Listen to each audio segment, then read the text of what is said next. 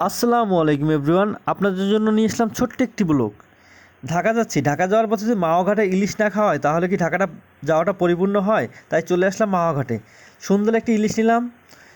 সেই ভাই আমাদের সুন্দর করে ইলিশগুলা পিস পিস করে কাটতেছে। সাথে ছিল বেগুন, বেগুনটাও সে সুন্দরভাবে ধুয়ে নিচ্ছে। তারপর তেলে সুন্দর করে কড়কড়া ভাজা হবে ইলিশ ফ্রাই, সাথে বেগুন ভাজা।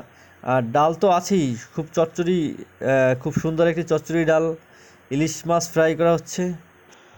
হোটেলের পরিবেশটাও ছিল অসাধারণ। এটা হচ্ছে হোটেল নিরালা, মাওয়াঘাটের খুবই একটা নামি হোটেল। ভালোই ছিল পরিবেশটা।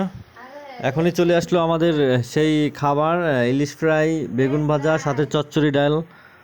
অসাধারণ স্বাদ।